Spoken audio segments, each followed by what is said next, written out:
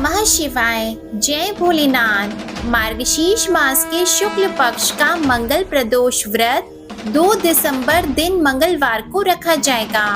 आप सभी को मंगल प्रदोष व्रत की हार्दिक शुभकामनाएं। मंगलवार के दिन पड़ने वाले प्रदोष व्रत को मंगल प्रदोष व्रत कहते हैं। इस दिन भगवान शिव और माता पार्वती और मंगल देवता की पूजा की जाती है। मान्यताओं के अनुसार इस व्रत के पुण्य प्रताप से भक्त के सभी पाप और दोष दूर हो जाते हैं। प्रदोष व्रत के दिन व्रती को प्रदोष काल में भगवान शिव और माता पार्वती की पूजा करनी चाहिए। आज की इस वीडियो में मैं आप सभी के समक्ष मंगल प्रदोष व्रत की कथा और आरती प्रस्तुत करने जा रही हूँ। आशा है आप सभी को ये वीडियो पसंद आएगा। अगर आपको वीडियो पसंद आए तो उसे लाइक करें, शेयर करें और चैनल को भी सब्सक्राइब करें। अब सुनिए मंगल प्रदोष व्रत की कथा। एक नगर में एक वृद्धा रहती थी। उसका एक ही पुत्र था। उस वृद्धा की हनुमान जी पर बहुत गहरी आस्था थी। वह हर मंगलवार का व्रत रखती थी और हनुमान जी की पूजा आराधना करती थी। एक बार हनुमान जी ने अपनी भक्तिनी उस वृद्ध महिला की श्रद्धा का परीक्षण करने का विचार किया। हनुमान जी साधु का वेश धारण कर वृद्धा के घर गए और पुकारने लगे कि है कोई हनुमान भक्त जो हमारी इच्छा पूर्ण करे। तब आवाज उस वृद्धा के कान में पड़ी। पुकार सुनकर वृद्धा जल्दी से बाहर आई और साधु को प्रणाम कर बोली, आज्ञा महाराज। हनुमान वेशधारी साधु बोले, मैं भूखा हूँ, भोजन करूँगा, तुम थोड़ी सी जमीन लीप दो। वृद्धा दुविधा में पड़ गई। अंततः हाथ जोड़कर बोली, महाराज, लीपने और मिट्टी खोदने के अतिरिक्त आप कोई दूसरी आज्ञा दें, मैं अवश्य पूर्ण करूंगी। साधु ने 3 बार प्रतिज्ञा कराने के बाद कहा, तू अपने बेटे को बुला, मैं उसकी पीठ पर आग जलाकर भोजन बनाऊंगा। यह सुनकर वृद्धा घबरा गई, परंतु वह प्रतिज्ञाबद्ध थी। उसने अपने पुत्र को बुलाकर साधु को सौंप दिया। साधु वेशधारी हनुमान जी ने वृद्धा के हाथों से ही उसके पुत्र को पेट के बल लेटाया और उसकी पीठ पर आग लगवा दी। आग जलाकर दुखी मन से वृद्धा अपने घर में चली गई। इधर भोजन बनाकर साधु ने वृद्धा को बुलाकर कहा कि उनका भोजन बन गया है, तुम अपने पुत्र को पुकारो ताकि वह भी आकर भोग लगा ले। इस पर वृद्धा बोली, उसका नाम लेकर मुझे और कष्ट न दें। लेकिन जब साधु महाराज नहीं माने तो वृद्धा ने अपने पुत्र को आवाज लगाई। वह अपनी माँ के पास आ गया और अपने पुत्र को जीवित देखकर वृद्धा को बहुत आश्चर्य हुआ। वह साधु के चरणों में गिर पड़ी। तब हनुमान जी अपने वास्तविक रूप में प्रकट हुए और वृद्धा को भक्ति का आशीर्वाद दिया। तो प्रेम से बोले, शंकर भगवान की जय हो, बजरंग बली की जय हो। अब आप सुनिए दूसरी कथा। प्राचीन समय की बात है। एक नगर में सेठ धन दौलत और वैभव से संपन्न था। वह अत्यंत दयालु था। उसके यहाँ से कभी कोई भी खाली हाथ नहीं लौटता था। वह सभी को जी भरकर दान दक्षिणा देता था। लेकिन दूसरों को सुखी देखने वाले सेठ और उसकी पत्नी स्वयं काफी दुखी रहते थे। दुख का कारण था उनके संतान का न होना। संतानहीनता के कारण दोनों बहुत दुखी रहते थे। एक दिन उन्होंने तीर्थ यात्रा पर जाने का निश्चय किया और अपने कामकाज सेवकों को सौंपकर वे चल दिए। अभी वे नगर के बाहर ही निकले थे कि उन्हें एक विशाल वृक्ष के नीचे समाधि लगाए हुए एक तेजस्वी साधु दिखाई दिए। दोनों ने सोचा कि साधु महाराज से आशीर्वाद लेकर आगे की यात्रा शुरू की जाए। पति पत्नी दोनों समाधि लीन साधु के सामने हाथ जोड़कर बैठ गए और उनकी समाधि टूटने की प्रतीक्षा करने लगे। सुबह से शाम और फिर रात हो गई, लेकिन साधु की समाधि नहीं टूटी। मगर सेठ पति पत्नी धैर्य पूर्वक हाथ जोड़कर पूर्ववत बैठे रहे। अंततः अगले दिन प्रातःकाल साधु समाधि से उठे। सेठ पति पत्नी को देखकर वह मंद मंद मुस्काए और आशीर्वाद स्वरूप हाथ उठाकर बोले, मैं तुम्हारे अंतर्मन की कथा भाप गया हूँ। वत्स, मैं तुम्हारी धैर्य और भक्ति भाव से अत्यंत प्रसन्न हूँ। साधु ने संतान प्राप्ति के लिए प्रदोष व्रत करने की विधि समझाई और भगवान शंकर की वंदना बताई। हे रुद्रदेव, शिव आपको नमस्कार है। शिव शंकर जगत गुरु नमस्कार है। हे नीलकंठ सुर नमस्कार है। शशि मौली चंद्र सुख नमस्कार है।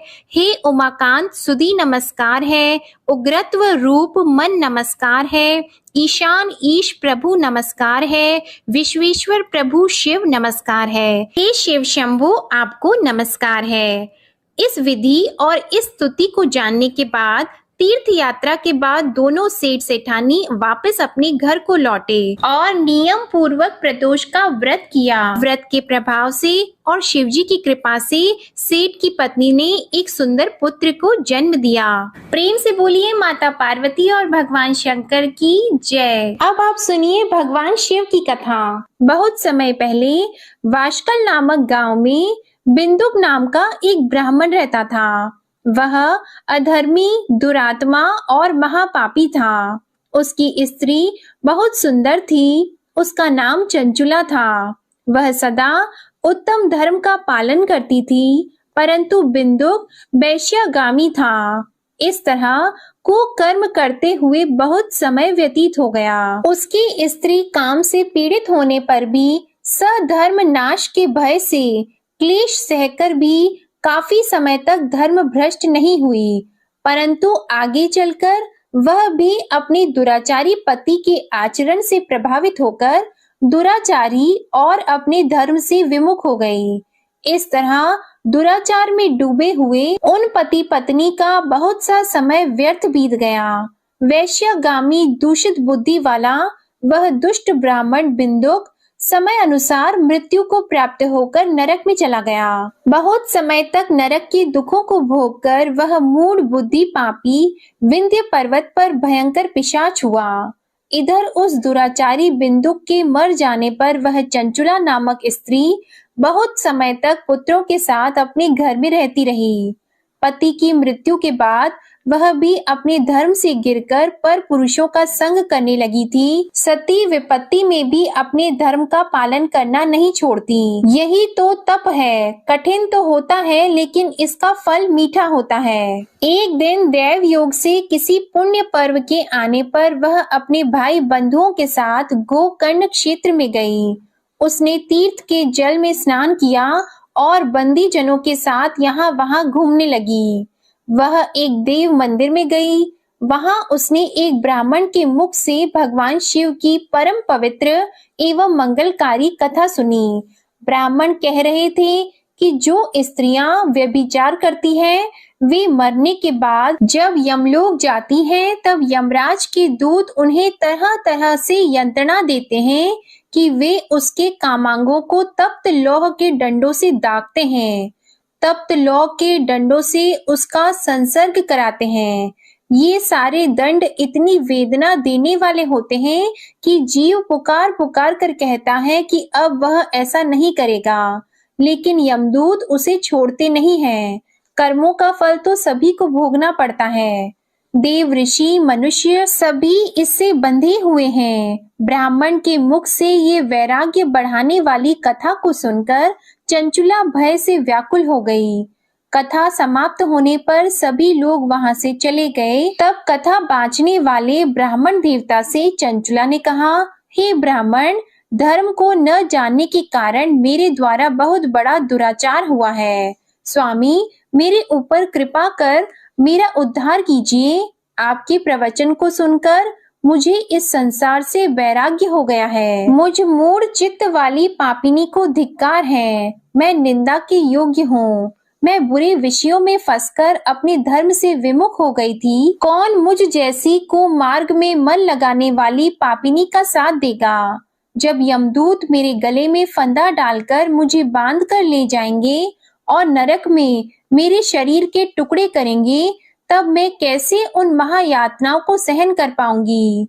मैं सब प्रकार से नष्ट हो गई हूँ, क्योंकि अभी तक मैं हर तरह से पाप में डूबी रही हूँ। हे ब्राह्मण, आप मेरे गुरु हैं, आप ही मेरे माता पिता हैं। मैं आपके शरण में आई हूँ। मुझ अबला का अब आप उद्धार कीजिए। इस प्रकार विलाप करती हुई चंचुला ब्राह्मण देवता के चरणों में गिर पड़ी। तब ब्राह्मण ने उसे कृपा पूर्वक उठाया और इस प्रकार कहा, नारी, तुम सौभाग्यशाली हो, जो भगवान शंकर की कृपा से तुमने वैराग्यपूर्ण ये कथा सुनी है और कथा को सुनकर समय से अपनी गलती का एहसास कर लिया है। तुम डरो मत और भगवान शिव की शरण में जाओ। उनकी परम कृपा से तुम्हारे सभी पाप नष्ट हो जाएंगे।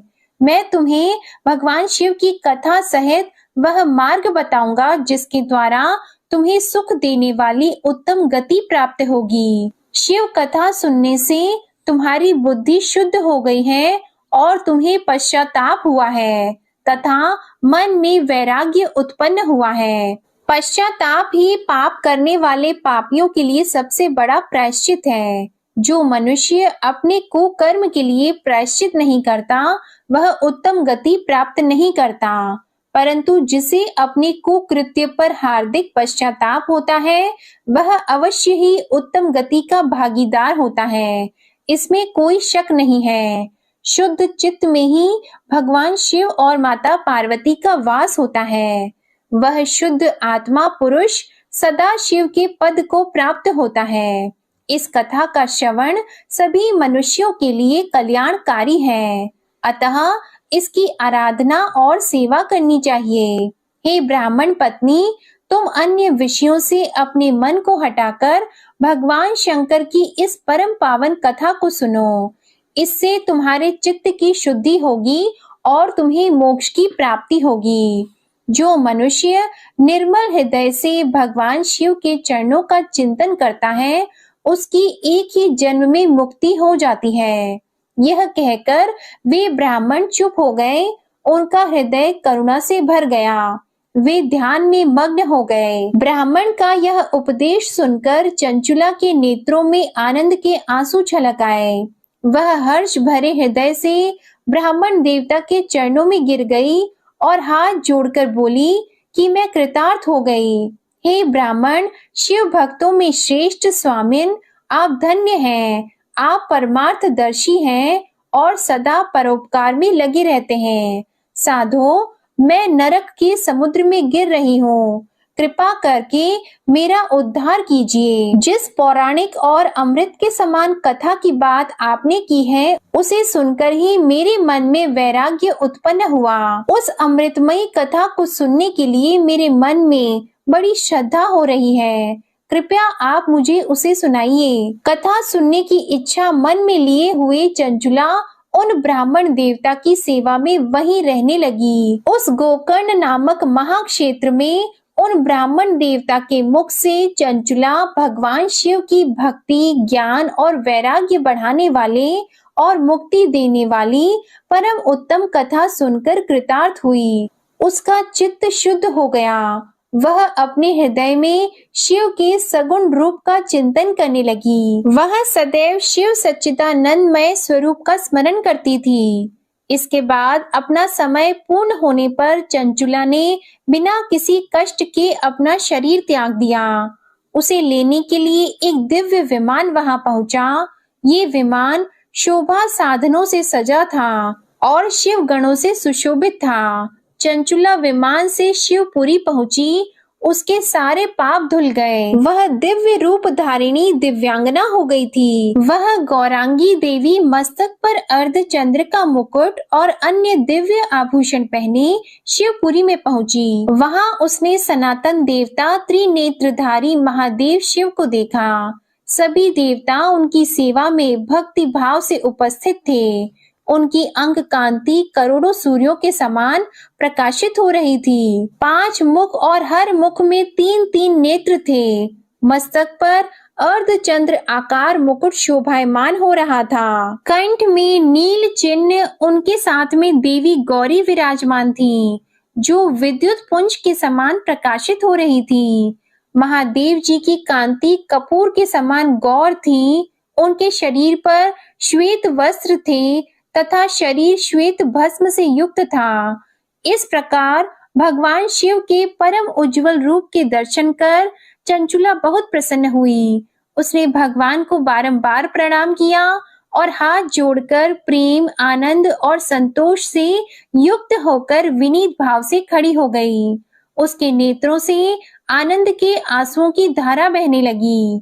भगवान शंकर और भगवती गौरी उमा ने करुणा के साथ सौम्य दृष्टि से देखकर चंचुला को अपने पास बुलाया। गौरी उमा ने उसे प्रेम पूर्वक अपनी सखी बना लिया। चंचुला सुख पूर्वक भगवान शिव के धाम में उमा देवी की सखी के रूप में निवास करने लगी। एक दिन चंचुला आनंद में मग्न उमा देवी के पास गई और दोनों हाथ जोड़कर उनकी इस स्तुति को करने लगी। हे गिरिराज नंदिनी, स्कंद माता उमा, आप सभी मनुष्यों एवं देवताओं द्वारा पूजित तथा समस्त सुखों को देने वाली हैं। आप शंभु प्रिया हैं, आप ही सगुणा और निर्गुणा हैं। हे सच्चिदानंद स्वरूपा, आप ही प्रकृति की पोषक हैं। हे माता, आप ही संसार की सृष्टि, पालन और संहार करने वाली हैं।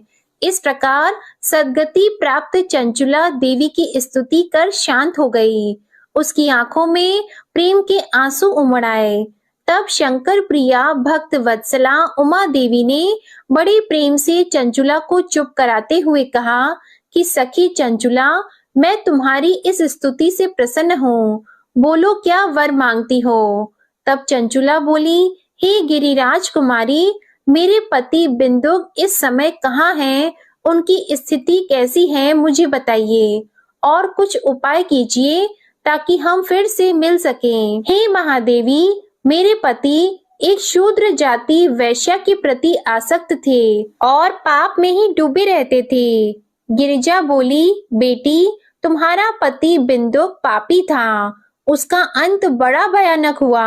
वैश्या का उपभोग करने के कारण वह मूर्ख नरक में अनेक वर्षों तक अनेक प्रकार के दुख भोगकर अब शेष पाप को भोगने के लिए विंध्य पर्वत पर पिशाच की योनि में रह रहा है और वह दुष्ट वहीं वायु पीकर रहता है और सब प्रकार के कष्ट सहता है। गौरी देवी की ये बात सुनकर चंचुला अत्यंत दुखी हो गई। फिर मन को किसी तरह स्थिर करती हुई दुखी हृदय से माँ गौरी से उसने एक बार फिर पूछा, हे महादेवी, मुझ पर कृपा कीजिए और मेरे पापी पति का अब उद्धार कीजिए। कृपा करके मुझे वह उपाय बताइए जिससे मेरे पति को उत्तम गति प्राप्त हो सके।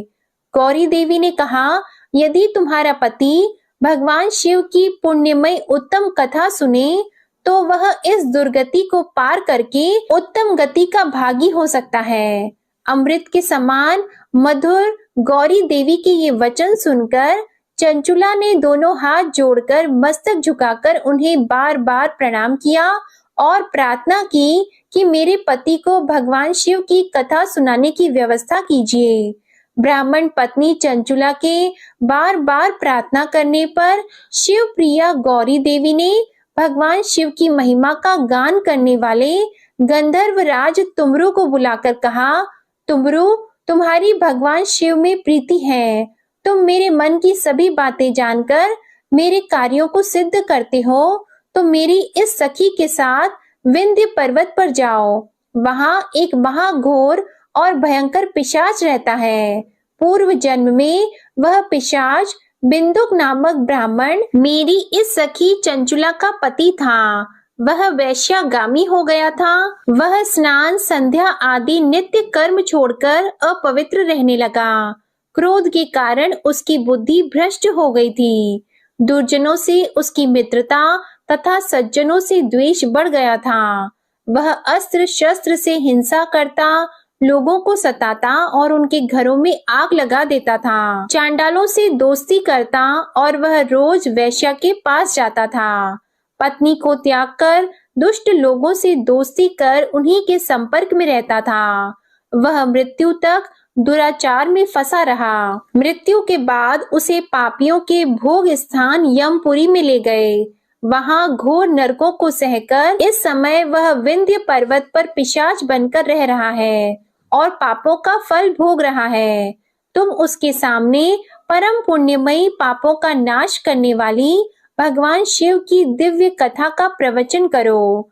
इस कथा के सुनने से उसका हृदय सभी पापों से मुक्त होकर शुद्ध हो जाएगा और वह प्रेत योनि से मुक्त हो जाएगा। दुर्गति मुक्त होने पर उस बिंदुक नामक पिशाच को तुम विमान पर बिठाकर भगवान शिव के पास ले आना। माँ उमा का आदेश पाकर गंधर्वराज तुमरू प्रसन्नता पूर्वक अपने भाग्य की सराहना करते हुए चंचुला को साथ लेकर विमान से पिशाच के निवास स्थान विंध्य पर्वत पर गया। वहां पहुंचकर उसने विशाल आकृति वाले पिशाच को देखा। उसका शरीर विशाल था, उसकी ठोड़ी बड़ी थी, वह कभी हंसता, कभी रोता, कभी उछलता था। महाबली तुमरू ने बिंदुक नामक पिशाच को पाशों से बांध लिया। उसके पश्चात तुमरू ने कथा बांचने के लिए स्थान तलाश कर मंडप की रचना की। शीघ्र ही इस बात का पता लोगों को चल गया कि एक पिशाच के उद्धार हेतु देवी पार्वती की आज्ञा से तुमरू भगवान शिव की कथा सुनाने विंध्य पर्वत पर आया है। उस कथा को सुनने के लोभ से बहुत से देवर्षि वहां पहुंच गए। सभी को आदर पूर्वक स्थान दिया गया। पिशाच बिंदुक को पाशों में बांधकर आसन पर बिठाया गया और तब तुमरू ने परम उत्तम भगवान शिव की अमृत कथा का गान शुरू किया, जिससे सभी श्रोता कृतार्थ हो गए। परम पुण्यमयी कथा को सुनकर पिशाच सभी पापों से मुक्त हो गया और उसने पिशाच शरीर का त्याग कर दिया। शीघ्र ही उसका रूप दिव्य हो गया। उसका शरीर गौर वर्ण का हो गया। शरीर पर श्वेत वस्त्र एवं पुरुषों के आभूषण आ गए। इस प्रकार दिव्य देहधारी होकर बिंदुक अपनी पत्नी चंचुला के साथ स्वयं भी भगवान शिव का गुणगान करने लगा। उसे दिव्य रूप में देखकर सभी को बहुत आश्चर्य हुआ। उसका मन परम आनंद से परिपूर्ण हो गया। सभी भगवान महेश्वर के अद्भुत चरित्र को सुनकर कृतार्थ होकर उनका यशोगान करते हुए अपने अपने धाम को चले गए। बिंदुक अपनी पत्नी चंचुला के साथ विमान में बैठकर शिवपुरी की ओर चल दिया। महेश्वर के गुणों का गान करता हुआ बिंदुक अपनी पत्नी चंचुला और तुमरू के साथ शीघ्र ही शिव धाम पहुंच गया। भगवान शिव देवी पार्वती ने उसे अपना पार्षद बना लिया। दोनों पति पत्नी सुखपूर्वक भगवान महेश्वर एवं देवी गौरी के श्री चरणों में अविचल निवास पाकर धन्य हो गए। बोलिए उमा महेश्वर भगवान की जय। आइए अब सुनते हैं बिल्व वृक्ष की महिमा। एक बार नारद जी ने भोलेनाथ जी की स्तुति करके पूछा कि प्रभु आपको प्रसन्न करने के लिए सबसे उत्तम और सुलभ साधन क्या है। हे त्रिलोकीनाथ, आप तो निर्विकार और निष्काम हैं। आप सहज ही प्रसन्न हो जाते हैं। फिर भी मेरे जानने की इच्छा है कि आपको क्या प्रिय है। तब शिव जी बोले, नारद जी, वैसे तो मुझे भक्त के भाव सबसे प्रिय हैं, फिर भी आपने पूछा है तो मैं बताता हूँ। मुझे जल के साथ साथ बिल्व पत्र बहुत प्रिय हैं। जो अखंड बिल्व पत्र मुझे श्रद्धा से अर्पित करते हैं, मैं उन्हें अपने लोक में स्थान देता हूँ। नारद जी भगवान शंकर और माता पार्वती की वंदना करके अपने लोक को चले गए। उनके जाने के पश्चात पार्वती जी ने शिव जी से पूछा कि हे प्रभु, मेरी ये जानने की बड़ी तीव्र इच्छा हो रही है कि आपको बेल पत्र इतने प्रिय क्यों हैं। कृपा करके मेरी जिज्ञासा को शांत कीजिए। तब शिव जी बोले, हे शिवे, बिल्व के पत्ते मेरी जटा के समान हैं। उसका त्रिपत्र यानी 3 पत्ते ऋग्वेद, यजुर्वेद और सामवेद हैं। शाखाएं समस्त शास्त्र का स्वरूप है। बिल्व वृक्ष को आप पृथ्वी का कल्प वृक्ष समझें, जो ब्रह्मा, विष्णु और शिव स्वरूप हैं। हे पार्वती, स्वयं महालक्ष्मी जी ने शैल पर्वत पर बिल्व वृक्ष रूप में जन्म लिया था। इस कारण भी बेल का वृक्ष मेरे लिए अति प्रिय है। महालक्ष्मी जी ने बिल्व का रूप धरा, ये सुनकर पार्वती जी कौतूहल में पड़ गईं और पार्वती जी कौतूहल से उपजी जिज्ञासा को रोक न पाईं। उन्होंने पूछा, देवी लक्ष्मी ने आखिर बिल्व वृक्ष का रूप क्यों लिया? आप ये कथा विस्तार से कहें। तब भोलेनाथ ने देवी पार्वती जी को कथा सुनाना आरंभ किया। हे देवी, सतयुग में ज्योति रूप में मेरे अंश का रामेश्वर लिंग था। ब्रह्मा आदि देवों ने उसका विधिवत पूजन अर्चन किया था। इसका परिणाम ये हुआ कि मेरे अनुग्रह से वाणी देवी सबकी प्रिय हो गई। वे भगवान विष्णु को सतत प्रिय हो गई। मेरे प्रभाव से भगवान केशव के मन में वाग देवी के लिए जितनी प्रीति उत्पन्न हुई वह स्वयं लक्ष्मी जी को नहीं भाई। लक्ष्मी देवी का श्री हरि के प्रति मन में कुछ दुराव पैदा हो गया। वह चिंतित और रुष्ट होकर चुपचाप परम उत्तम श्रीशैल पर्वत पर चली गईं। वहां उन्होंने तप करने का निश्चय किया और उत्तम स्थान का चयन करने लगी। महालक्ष्मी ने उत्तम स्थान का निश्चय करके मेरे लिंग विग्रह की उग्र तपस्या प्रारंभ की। उनकी तपस्या कठोरतम होती जा रही थी। हे परमेश्वरी, कुछ समय के बाद महालक्ष्मी जी ने मेरे लिंग विग्रह से थोड़ा ऊर्ध्व में एक वृक्ष का रूप धारण कर लिया। अपने पत्तों और पुष्प द्वारा निरंतर मेरा पूजन करने लगी। इस तरह महालक्ष्मी जी ने लाखों वर्षों तक घोर आराधना की। अंततः उन्हें मेरा अनुग्रह प्राप्त हुआ। मैं वहां प्रकट हुआ और देवी से इस घोर तप की आकांक्षा पूछकर वर देने को तैयार हुआ। महालक्ष्मी जी ने मांगा कि श्री हरि के हृदय में मेरे भाव से वाग देवी के लिए जो स्नेह हुआ है वह समाप्त हो जाए। तब शिव जी बोले, मैंने महालक्ष्मी जी को समझाया, श्री हरि के हृदय में आपके अतिरिक्त किसी और के लिए कोई प्रेम नहीं है। वाग देवी के प्रति उनका प्रेम नहीं अपितु श्रद्धा है। यह सुनकर लक्ष्मी जी प्रसन्न हो गईं और पुनः श्री विष्णु के हृदय में स्थित होकर निरंतर उनके साथ विहार करने लगी। हे पार्वती, महालक्ष्मी के हृदय का एक बड़ा विकार इस प्रकार दूर हो गया। इस कारण हरिप्रिया उसी वृक्ष रूपी सर्वदा अतिशय भक्ति से भरकर यत्न पूर्वक मेरी पूजा करने लगी। हे पार्वती, इसी कारण विश्व का वृक्ष, उसके पत्ते, फल, फूल आदि मुझे बहुत प्रिय हैं। मैं निर्जन स्थान में बिल्व वृक्ष का आश्रय लेकर रहता हूँ। बेल वृक्ष को सदा सर्व तीर्थ में एवं सर्व देवमय मानना चाहिए। बिल्व पत्र, बिल्व फूल, बिल्व वृक्ष अथवा बिल्व काष्ठ के चंदन से जो मेरा पूजन करता है वह भक्त मेरा अति प्रिय है। बिल्व वृक्ष को शिव के समान ही समझो। वह मेरा शरीर है जो बिल्व पर चंदन से मेरा नाम अंकित करके मुझे अर्पण करता है। मैं उसे सभी पापों से मुक्त करके अपने लोक में स्थान देता हूँ। हे देवी, उस व्यक्ति को स्वयं लक्ष्मी जी भी नमस्कार करती है जो मेरा पूजन करते हैं। जो बिल्व मूल में प्राण छोड़ता है उसको रुद्र देह प्राप्त होता है और ऐसे मनुष्य पर सदैव ही माता लक्ष्मी की कृपा रहती है और साथ ही साथ भगवान नारायण की कृपा भी उन पर सदैव बनी रहती है। प्रेम से बोलिए भगवान शिव और माता पार्वती की जय। अब आप सुनिए प्रदोष व्रत की आरती। ओम जय शिव ओंकारा, स्वामी जय शिव ओंकारा।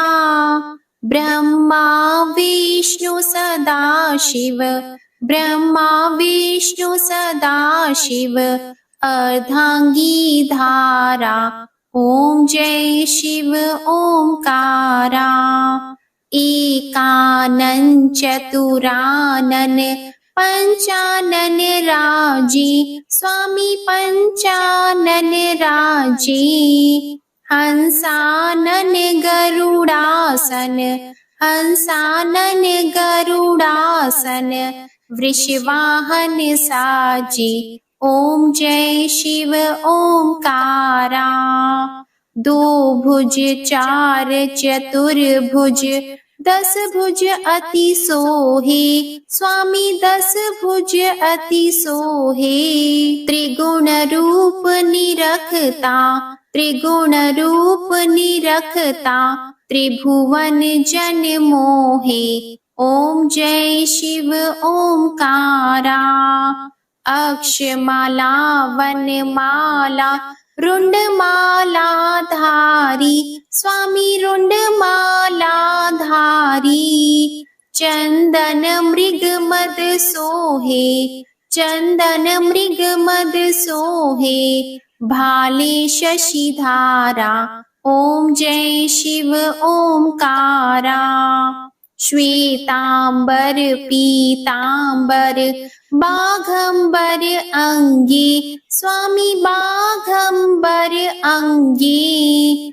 सनकादिक गरुणादिक सनकादिक गरुणादिक भूतादिक संगे ओम जय शिव ओंकारा। कर के मध्य कमंडल चक्र त्रिशूल धारी स्वामी चक्र त्रिशूल धारी। सुखकारी दुखहारी सुखकारी दुखहारी जग पालनकारी ओम जय शिव ओंकारा। ब्रह्मा विष्णु सदा शिव जानत अविवेका स्वामी जानत अविवेका। प्रणवाक्षर में शोभित प्रणवाक्षर में शोभित ये तीनों एका ओम जय शिव ओंकारा। त्रिगुण स्वामी जी की आरती जो कोई नर गावे स्वामी जो कोई नर गावे। कहत शिवानंद स्वामी रटत भोलानंद स्वामी सुख संपत्ति पावे ओम जय शिव ओंकारा। ओम जय शिव ओंकारा स्वामी जय शिव ओंकारा। ब्रह्मा विष्णु सदा शिव अर्धांगी धारा ओम जय शिव ओंकारा। ओम जय शिव ओंकारा। ओम जय शिव ओंकारा। प्रेम से बोलिए भोलेनाथ जी की जय। आज की कथा पसंद आई हो तो इस वीडियो को लाइक करके चैनल जरूर सब्सक्राइब कीजिएगा और कमेंट में मंगल देवता और भगवान भोलेनाथ की जय जरूर लिखिएगा। इसी के साथ आज आप हमारे चैनल पर मार्गशीर्ष मास महात्म्य की कथा और मोक्षदा एकादशी व्रत पारण की कथा भी जरूर सुनिएगा। जय भोलेनाथ। ओम नमः शिवाय।